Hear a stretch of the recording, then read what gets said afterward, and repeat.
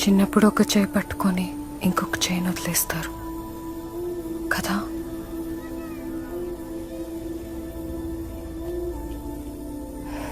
Actually ఇంకొక చేత్తో మనకి నచ్చిన వాటినో నచ్చిన వాళ్ళను పట్టుకోవడానికి ట్రై చేస్తాం. కానీ ఒక ఏజ్ వచ్చేదాకా తెలీదు.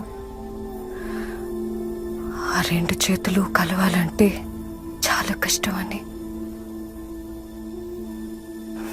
ఇలా చేశానని తెలిస్తే my parents will never forgive me.